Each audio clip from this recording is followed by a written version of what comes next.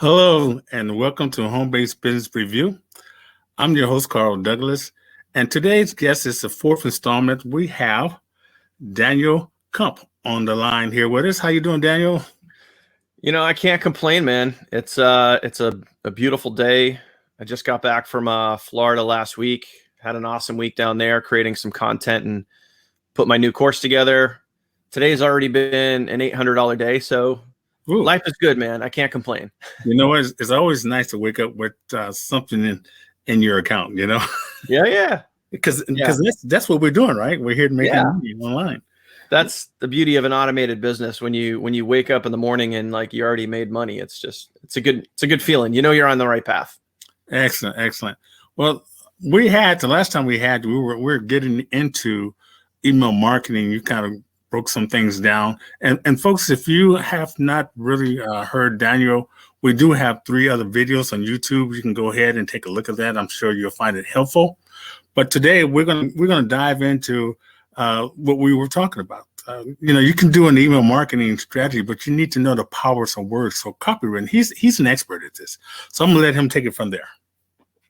Well, I wouldn't really call myself an expert. I'm kind of like I guess you could say like a self-made. I don't want to put myself into like the guru status by any means, but everything I've done in marketing or specifically email writing, copywriting it's all self-taught. So for me, it was just about getting out there, being resourceful and finding a way to figure out how to do something. And I think that's kind of the beauty of online marketing and home-based business is you got to realize that you can do whatever you want to do. It's just that you got to get out of your own head and you got to get out of your own way in order to be able to do that. But you're capable of doing anything. And then for me, it was just, I've always been resourceful. Ever since I was a kid, I was always one of those kids that put something together without looking at the directions. I just try to I was always good with my hands. I was always good at building stuff. So for me, I've always had that resourceful gene, if you will, to go out and if I want to do something, I'll go figure out how to do it. So when it comes to the power of words and copywriting and all that stuff, I just got out there and learned that on my own. And one of the things that I talk about all the time, and this is, there's no affiliate commission here or anything, but like I'm always investing in myself. So one of the things that I read is books, and this one here, Copywriting Secrets, is like, if you're not investing into your own skill sets and your own personal development, then you're literally leaving money on the table. And for me, if I'm going to be an online marketer, if I'm going to send emails and make money, which is literally what I do, I want to learn how to do it the best that I possibly can. So I take time and I read books on copywriting. I go watch videos on copywriting. I go watch videos on email marketing and those sorts of things. And then you come to realize that there's no, to use a phrase like the power of words, that's really what it is, but it's not, there aren't specific words that I think when people, even if you think about like subject lines or headlines on a sales page, there isn't like one catch-all phrase or catch-all word or series of words that is going to do the trick.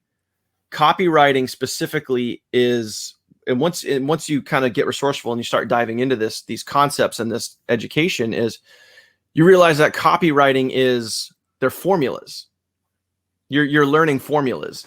So you learn formulas for headlines. You learn formulas for bullets. Like if you're writing bullets in an email, if you're writing bullets on a sales page, if you're going to write an email specifically, there's a formula you can use in your email, with the subject line, the greeting, the shocking statement, the call to action. All of those things are just formulas. And then once you start to learn the formulas, creating all of this content, emails, sales pages, videos, Facebook posts, whatever, it gets easier once you know and understand the formulas. So that's for me, that's really what I've been focusing on, the last 2 months pretty heavily, is diving into those sorts of, I guess, copywriting secrets, if you will, like learning those formulas, getting good at those formulas. And also, Carl, teaching those formulas, because I know we had talked about on previous videos that we've done something called ILT, which is Invest, Learn, Teach. So as I'm going through and I'm learning information from here, I'm investing my time, money, because I bought the book. So invest my time, a little bit of money, I learned something, and then I'm turning around and I'm teaching that to my community, like the people that are in my world. I'm teaching them the information that's in this book, or at least giving them some, the highlights, which is really, really cool. And I'm already seeing people getting the benefit from that. Excellent. So in the beginning, when you're doing, like we were talking about the power of words, but in the beginning, you're asking questions to find out what kind of words you should be using, or you already know in the beginning what they should be listening to or understanding, so they can go to answering their problem. So this is one of the things that I learned in the book. Like, if you're either teaching people or you are, writing an email to your list, your subscriber list, you hear a lot of the term, a lot in this business, or any business for that matter, is know, like, and trust. You got to get people to know, like, and trust you, but you also have to have a really clear understanding of who your target customer is. So as an example, like the phrase avatar, the avatar. So like your mirror image, like the person you're trying to talk to, you're trying to speak to. So kind of before you come up with a word or phrase or headline, you want to have an idea in the back of your head or who you're trying to deliver this message to. Okay. So if I know I'm trying to deliver this to somebody who is currently an affiliate marketer, someone that's maybe on their 3rd, 4th, 10th business opportunity, they've struggled and failed, and I can speak directly to that person, versus, someone who just signed up for their first network marketing opportunity and the company's throwing at them all this information. That might be someone I could speak to, but I might have to change my phrasing, change my wording around to speak to that person, versus someone maybe that's been in affiliate marketing for 3 to 5 years, or maybe even a year, has a little bit of experience under their belt, but is still kind of struggling, still trying to find the right thing, path, whatever it is they're trying to do. So kind of before you get into, formulas and who you're talking to, you want to know, like, who that person is. Okay, so you got to know your customer before you give them the information and so much what they're looking for. Yeah, exactly. That's no matter what you do, whether it's a sales page, even a Facebook post. And this is what a lot of people don't think about. If they're going to post on Facebook, everyone just tries to picture like a fisherman on the back of a boat, like a big commercial fisherman, and they have these big, huge, wide nets, and they throw out this big, huge, wide net trying to bring in like schools and schools of fish. And then sometimes you pull in that net and there's nothing in there because you threw the net in the wrong area. So I think a lot of times when people get out there and they post on Facebook, they just try to put these big blanket statements out like, hey, join my business. But that's not really helping you, because you're literally just casting too wide of a net. But if you drill it down and you know who you want to talk to, you know the type of person that needs your product or service, you know that avatar, it's going to be a lot easier to kind of tell that story and, speak directly to that person. And I'll give you one example. Is one of the main, you got to give me 1 second. So you need to go over here. I got 2 dogs sitting on the bed behind me. Oh, that's beautiful. They're like looking and cleaning each other right now, and it's like kind of distracting. So it's like I'm a dog lover, so yeah, I love that. Yeah, I got two Rottweilers. Oh, look at that. Say hi. Hey guys. Scratching herself, but anyway. All right. Yeah, I got it. This guy here, he's about 130 pounds. Ooh.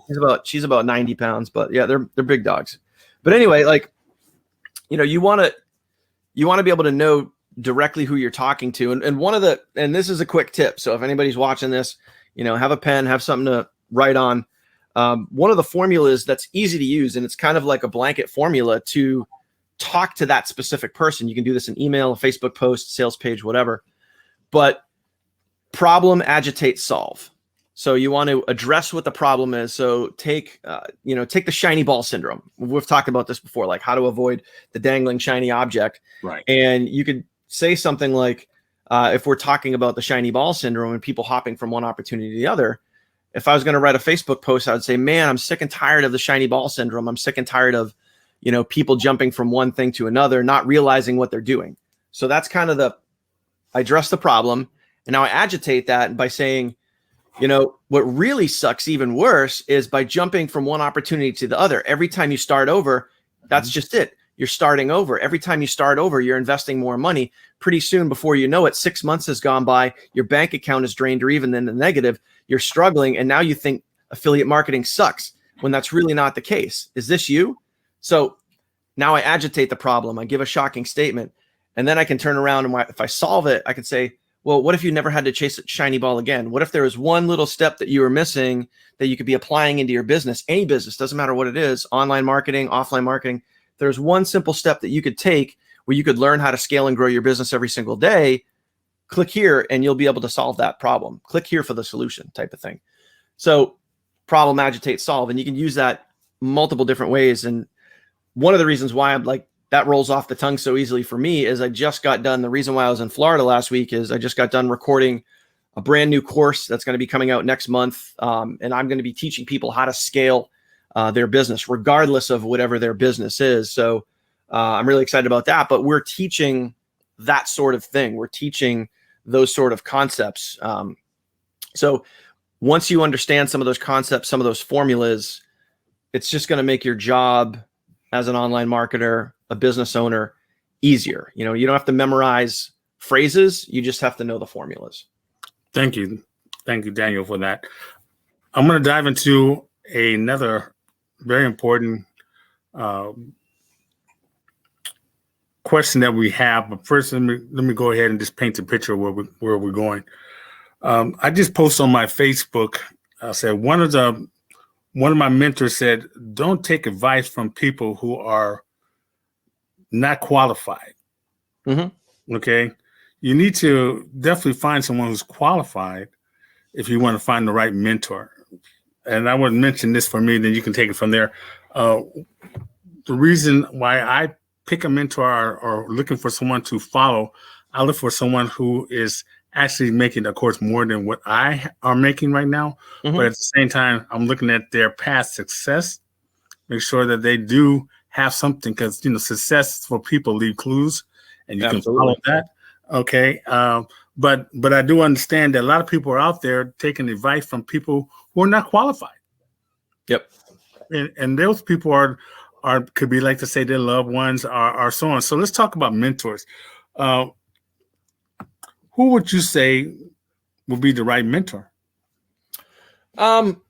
So I think you're spot on with what you're saying in your Facebook post. And I've kind of lived by this for the last few years, is that I generally don't take advice from people unless they have something that I want.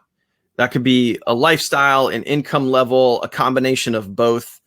But I don't take advice from people that, don't have that. So for me, if I'm looking for a specific mentor, number one, that it has to be somebody that I look up to, and they're either living a certain type of lifestyle, they're living, whatever it is. I want what they have, mentally, spiritually, whatever it is. And then it's also someone that has to continually, for me, what's important is someone who continually inspires me. So, maybe they said one thing in a video is like, okay, cool. But, and I can give you kind of two different examples of, I had someone who I looked up to. I had someone who I looked up to years ago because they were, quote, living the laptop lifestyle. And then I actually got to meet them in person. And after I met them in person and I saw some of their habits, I saw, I'll kind of call it what it is. Like, I saw some of their drug habits and some of the stuff that, like, you don't see on the camera, you don't see in the public eye. Right. But then when I got to go to an event and I got to hang out with them behind the scenes, I literally lost all respect for that person. And now it's like, okay, cool. Like, knowledge. Now I know more. And then there's other people that I meet that, are living, maybe a different kind of life, but they also have what I want, and they also continue to motivate, push, and inspire me every day. Sometimes it's in person, sometimes it's over the phone, sometimes it's through a video message, sometimes it's through a video that they recorded and I just watch the replay or whatever it is. But they're always doing things that kind of keep me motivated in a way. So I think you gotta, there's no cure-all. There's no one size fits all. You gotta do your homework. You gotta pay attention. You gotta stay plugged in. You got to, do some of your own research and that sort of thing. And, you had mentioned earlier, someone that's, kind of consistent over a period of time and keeps, the same sort of message, the same sort of vibe, teaching, training, education, whatever it is. But you just got to find, and it might take you a little while, but don't be afraid to go out and look for that type of person. And more importantly, and this is really, really important, is if you see someone that you're like, they got it right, or they got it going on, or, I want what they have. I want their lifestyle. I want their income. I want to be inspired by that person, whatever. Don't be afraid to reach out to that person. Like, don't be afraid to reach out to that person. I have people that will, and it's crazy because I'll have people that will reach out to me and say, hey, I've been following you for years. And it's like, cool. Why am I only hearing from you now? Like, or, maybe there's someone that you've been following on YouTube or Facebook or Instagram, whatever it is. And you're like, wow, living such a great lifestyle. Like, don't be afraid to message them and say, hey, even if you just say, hey, just watch one of your webinars, just watch one of your videos, or I've been following you for a while, just wanted to connect and say, hey, or just say thanks, or just say whatever. But definitely don't be afraid to reach out to those people and pull them into your world, because you never know what's going to happen. And this is the thought process that I always have. Anytime I join like a business opportunity or I get around a certain group of leaders, I kind of say to myself, I'm going to find a way to insert myself into their world. I'm going to find a way. And I do it obviously in like a professional, good way. I don't like, bombard them and hit them up like 20 times a day, talk to me. Like, obviously you do it in a way that's good, but I say to myself, like, I need to get in their circle. So in other words, so they can be in my circle. Cause the phrase, you are a reflection of the 5 closest people to you. And realistically, like, my 5 closest people are all online with the exception of my wife, but besides that, like, my 5 closest people that I talk to the most and that I get influence from the most all operate online. So I think you just need to, number one, like, pick that person, like a mentor, carefully. Yes. Number 2, don't be shy. Don't be afraid to reach out to them. Don't be afraid to be resourceful. Don't be afraid to ask questions, do some digging, look at track records, look at time, experience, all of those things. And then also, and this is kind of obvious and point blank, but the value that they're giving or the vibe that they're putting out there, like, are you getting value from it? Are you able to take that information, inspiration, motivation, coaching, education? Are you able to take that and then go apply it into your business, in your life, and actually get a result? If you do, and if you are, then that's a good thing. And you might want to, stay on that path and continue to, look towards that person to, keep mentoring you or, motivate you in a way. Yeah, you just said it. A lot of these mentors I see out there now, what I've learned over the years, is their strategy is hard to understand. It's almost like they're doing it on purpose. Oh, send me another $100 or $1,000 and I'll simplify it for you. But at the same time, when you pay for certain things, you try to contact them, and guess what? They're gone. Yep. They're too busy. You have to look for those kind of signs of people. Always say that if you find a good mentor and you can put them on speed dial, they'll pick up or they'll call you back in a half an hour or whatever, that's still a good mentor. Okay. Yep. But one of the things I have learned is it's like when you go to the gym, you need somebody to help you pump it up or lose the weight around your belly, whatever it is. They're going to give you assignments. And if you don't complete those assignments, or you go to them and say, hey, here's my assignment, take a look at it and grade it for me, whatever. Mm-hmm. I find that works. That skill right there, that works. But it has to be simple enough for you to understand it and work with your mentor. Yep. You have to do what they tell you to do. That's what I found out. That works fine for me. A good mentor will hold you accountable. I think an important point there, Carl, is like, it's easy. It's really, really easy. And I've seen this, you know, in my own personal experience. It's easy to think that, you know, people like being told what to do, especially when they're new, especially when they're trying to figure out how to make things work online. A lot of people like being told what to do, but I think sometimes people also fall back on, and then, you know, they want people to almost to do it for them. So when you look to a mentor to maybe for advice, for motivation, there's 100%, there has to be some resourcefulness there. And there has to be some, you know, you have to go create your own results. No one else is going to create your results for you. And, you know, a real life example of this is it was almost a year ago, I created what I called like an accountability group. So people that were on my team, I kind of put the message out there to them, and I said, hey, I'm going to be working with an exclusive group of people. This is not going to be easy, but you're going to have to do, if you want to, you know, kind of get some of the results that I get from list building and income and, you know, being able to work from home and blah, blah, blah. If you want that, you know, put your hand up. I'll bring you into this accountability chat group. So I created a chat group in Skype. And I said, if you want to get into this accountability group, that's fine. I'll welcome you in there. However, you are going to have to do these, you pick a random number, but you're going to have to do these 9 things every single day. Right. You know, number 1, shoot a video, send out an email, you know, add 5 to 10 new friends on Facebook, do this. And I listed off all these things. In the beginning, I mean, there was like 30, 40, I don't even know how many, 50 people that like, ooh, put me in. I want to be in there. And now today, it's like the 80-20 rule. It's actually less than 20, like less than 20% of the people that actually got in there actually followed through and did it. But when it comes to, you know, should the mentor hold you accountable? I check into that group every single day when people post in there. Like, I like their posts. I might chime in occasionally, but I'm not going to go to you. If you were in the group, Carl, I wouldn't go to you every single day and say, Carl, did you do the 9 things? Did you do it? Because I don't have time for that. Mm-hmm. So I can pull you in. I can say, hey, this is, if you want results, this is what you need to be doing. And you can get in here and you can go do those results, but you got to hold yourself accountable to actually going and doing it. Like, if you want to create a list and you want to get stuff done and you want to check stuff off the list, only you can do that. I can't do it for you. I can't check the list off for you. I can't do the tasks for you. So that's on you. You know, so I can tell you from an accountability standpoint what you need to do as a mentor, but you could actually go do it. And I think that's where people might, you know, go, oh, well, you know, I joined this, and this would be super easy for someone to, you know, for the quitters out there to be like, oh, I got in Daniel's accountability group, and like, he never says anything. He doesn't tell me what to do anymore.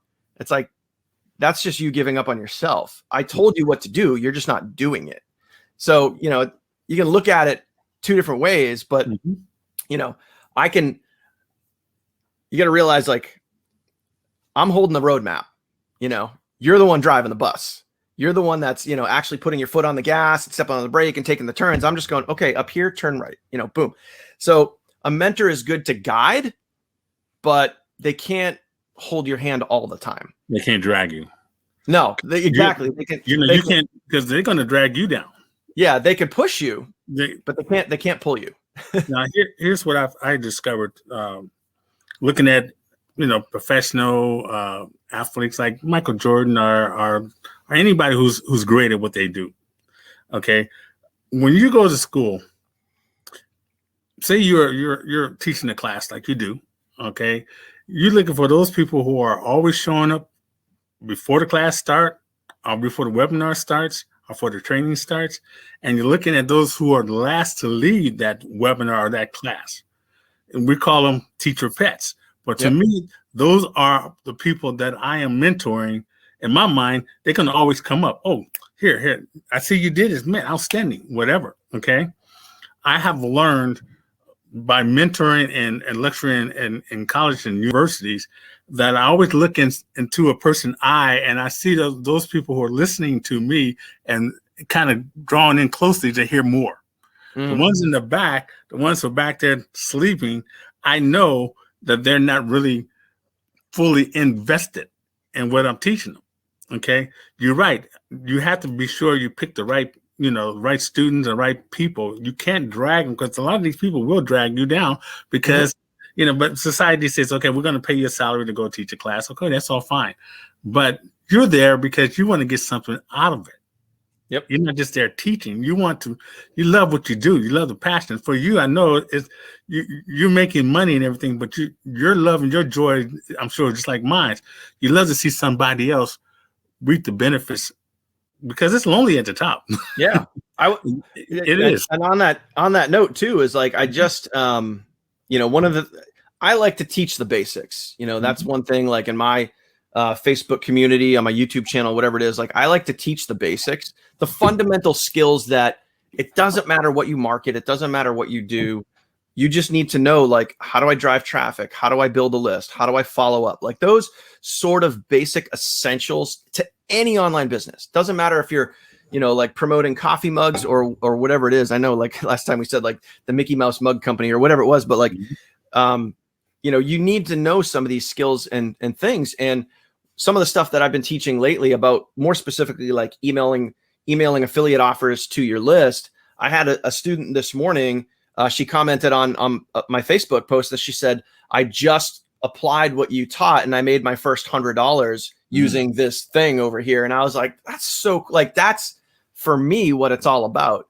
But like one quick thing on the mentor thing is, you guys got to realize this too. And this is some of the things that I've come to the same realizations of over the last few years, is you got to learn to have, if you want to make it, you got to learn to have thick skin in a few different areas. But for me, and this is, I've offended people sometimes, but I think it's really their interpretation of themselves, not me. But like when people come to me, and especially those people that are trying to like pull at your coattail, and they're trying to like, almost that like do it for me, and they're constantly in your inbox saying like, help, I'm struggling, I'm still struggling. I'm not afraid. And in case you couldn't tell by these like 4 videos that we've done, like I'm not afraid to tell someone when they got to chill out, like when they got to like, listen, you keep asking the same damn question over and over again. You need to blank or get off the pot. Like you need to go do this or stop complaining to me. And I'm not afraid to tell someone, like, if you're going to look up to me as a mentor, I'm going to tell you exactly what you need to do. Yes. You might not like what you hear, but I'm giving you the truth based on evidence, facts, and feedback that I've put in the work for the last 5 years. So I know what works. But if you don't want to hear that feedback, don't be offended, and don't be like, oh, Daniel's a jerk because he just told me like he didn't like what I was doing. That's probably because I'm giving you advice and you're not listening. Like, and it's tough love. It's just tough love. Yeah, it is. And they there's a phrase in the industry called an asshole. Someone that comes to you, they ask for your advice, you give them the advice, and then they either don't do it or they do the total opposite. And then they come back being like, oh, I'm still struggling. It's like, that's because you asked me for advice. I gave it to you and you didn't follow it. So I think you got to, number one, with a mentor, you can't be afraid to go to them, to insert yourself into their world, to ask them questions, to say hi, to kind of like just have that connection. But also if they give you advice, and if they're trying to work with you and help you, like, listen, pay attention to what they're saying, because obviously it's working. And just have thick skin where you can take some tough love, because clearly if you're looking up to someone and reaching out to someone saying, hey, I'm trying to get to your level, then obviously what you're doing, maybe it's working, maybe it's not working, but you're trying to get yourself to that next level. So like, listen up, pay attention, and be able to take feedback, be able to take, constructive feedback, because it's only going to make you better. Right. Once again, it goes back to who you're listening to. Yeah. A lot of times what happens, what I've discovered is these people, they are going to other people trying to validate what you're teaching them. And they get confused. They get mad and angry because it's not working now for them. And who they're going to blame? They're going to blame their mentor. And it just happens that way. I always say, just like karate practice, I have 4 belts. A lot of people know me from my background. But I got to tell you, I didn't get that way unless I practiced. I practiced and I drilled it and I drilled it. when you find somebody, a good mentor that's already up here, what you do is just close your mouth, listen to them, study, and guess what? Success will lose, and it will spill over on you. That's what I tell everyone. Well, listen, Daniel, we ran out of time here. Okay, we want to invite you back. Would you come back and share your wisdom, your knowledge with us? I don't see why not, man. It seems like kind of a weekly thing. Let me give one last piece of advice here, and this is something that I heard years ago, and it's so true. Like, if you're not getting the results you want, there's either something that you don't know or something that you're not doing. So, like, if you keep life that simple, if you keep your business that simple, just think about it. Like, you know, if you see someone getting better results than you, there's either something that you're not doing or something that you don't know. So just go figure out what that is. That's good wisdom right there. Yep. Well, I tell you what, we'll definitely have you back, and we will go over some more information. We'll continue our conversation. I think this is a really good conversation. People need to understand. You need to find a good mentor that's going to save you time, money, and it's going to be there when you call them. They will answer the phone or get back to you as soon as possible, because a lot of these mentors are busy. They're busy doing what? Making money. Because that's the difference. They know how to prioritize their business and their time. Okay. So once again, thank you. I want to say I'll be looking forward to our next call. All right. My pleasure. Bye-bye, my friend.